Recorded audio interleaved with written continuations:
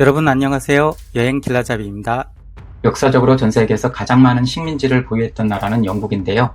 영국은 16세기 말부터 시작된 대항해 시대를 기점으로 제국을 확장해 나가며 19세기부터 20세기 초 전성기 때는 세계 육지 면적의 약 23%를 차지했었고, 이 시기가 영어가 전 세계적으로 널리 퍼지게 된 계기가 되었습니다. 오늘날 영국의 식민지 상당수는 독립을 했고 몇몇은 영연방의 형태로 남아 있습니다. 그럼 현재 식민지를 가장 많이 보유하고 있는 나라는 어느 나라일까요? 첫째 미국, 둘째 스페인, 셋째 프랑스, 넷째 독일, 다섯째 덴마크. 미국이라고요? 못 맞췄지롱! 단순히 나라 크기와 상관없이 수적인 면에서 본 건데 정답은 프랑스입니다.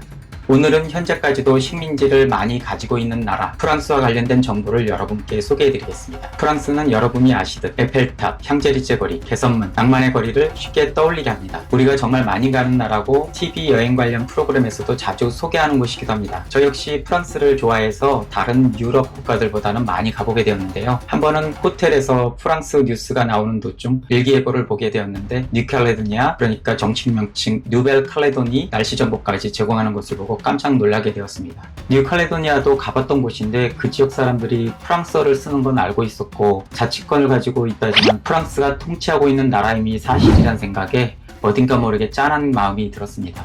프랑스는 15세기부터 20세기 초까지 세계 여러 곳에 식민지 전쟁을 벌여 여러 나라를 식민지화했습니다. 먼저 프랑스 식민지였다가 현재는 독립한 나라를 살펴보면 알제리, 세네갈, 베트남, 라오스, 캄보디아, 하이티, 리비아 등이 있습니다. 알제리 1830년부터 1962년, 세네갈 1659년부터 19세기까지, 베트남, 라오스, 캄보디아 19세기 말부터 1954년까지, 카리브해의 하이티 17세기 말부터 1804년까지, 리비아 1911년부터 1951년까지. 도대체 얼마나 처먹는 게야? 해당 국가 원주민들은 프랑스 식민 지배 이후 독립했지만 여전히 경제적, 사회적 어려움을 겪고 있고 과거 억압적 시스템은 지금도 빈곤과 불평등으로 이어지고 있습니다. 많은 원주민들이 프랑스어를 배우고 프랑스 문화를 공유하고 있지만 과거의 부정적인 유산은 여전히 남아있는 것입니다. 그럼 현재까지도 프랑스 식민지로 남아있는 나라를 살펴볼까요?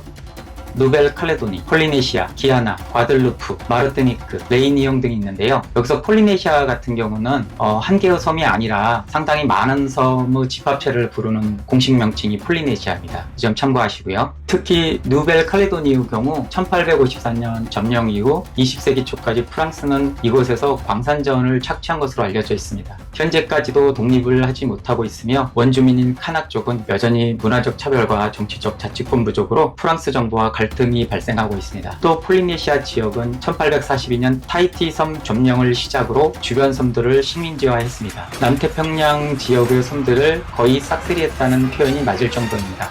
특히 타히티와 그 주변 폴리네시아 섬들의 자연자원을 착취했으며 원주민들에게 강제로 기독교 전파를 하거나 프랑스어와 프랑스 문화를 강요했습니다. 당시 프랑스 점령 방식은 군사적, 경제적 통제가 심했던 시기로 이 지역은 1960년대부터 1990년대까지 프랑스는 프랑스령 폴리네시아에서 수차례 핵실험도 실험한 바 있습니다. 이로 인해 원주민들의 건강과 환경적인 피해까지 주었고 그로 인해 고통받고 있다고 합니다. 앞에서 언급했던 타히티는 프랑스령 섬으로 우리가 신혼여행지로 선호하는 수상방글러가 있는 섬인데요. 우리에게는 폴 고갱이 1891년부터 1895년까지 이곳에 머물렀던 곳으로 알려져 있고 자세한 정보는 아시는 분들이 많지 않습니다. 나라가 없으면 민족도 없고 민족이 없으면 나도 없다. 안중근 의사가 하신 말씀인데요. 정말 와닿는 부분입니다. 저는 여행사를 하면서 많은 나라를 가봤고 휴양지도 가봤는데요. 직접 가본 곳 중 노벨 칼레도니의 경우 제가 느낀 감정은 사람들이 현재 식민지에 사는 사람들이라고는 믿겨지지 않을 만큼 평온하고 부유해 보였습니다. 과거와 현재 정도의 차이는 있겠으나 현재는 많은 원주민들이 프랑스어를 배우고 프랑스 본토 문화를 공유하고 있습니다. 프랑스 정부에서 원주민들을 지원하는 노력도 보이고 있다지만 과거의 부정적인 유산은 여전히 남아있어 독립을 주장하는 측과 프랑스 복지 혜택에 만족하여 독립 반대를 주장하는 측이 여전히 존재해 대립 중이라고 합니다. 막강한 군사대국, 프랑스를 부러워하기보다는 전쟁으로 고통받았던 역사가 반복되지 않았으면 하는 바람을 가져봅니다. 어찌되었든 자신의 민족이 소멸을 바라고 강제 병합되기를 바라는 민족은 없을 테니까요. 프랑스령 폴리네시아는 여전히 프랑스 해외 영토로 정치적으로는 자치권을 가지지만 실질적인 통치 권한은 프랑스 정부가 행사합니다. 프랑스령 폴리네시아의 섬들은 관광업이 주요 산업 중 하나로 발전했으며 원주민들은 프랑스 문화적, 경제적 영향을 받으면서도 자신들의 전통과 문화, 언어를 보호하려는 노력을 기울이고 있습니다. 최근에는 자치권 확대와 핵실험 피해에 대한 보상을 요구하는 운동도 활발하게 이루어지고 있다고 합니다. 자칫 딱딱한 내용일 수 있으나 과거 일본의 식민지였던 우리에게 많은 교훈이 되는 부분이라 여러분께 소개해드렸습니다. 오늘은 프랑스의 현존하는 식민지에 대해 알아봤습니다. 오늘 보신 영상 어떠셨나요? 좋으셨다면 구독, 좋아요, 알림 설정 부탁드립니다. 감사합니다. Okay. Subscribe to my channel.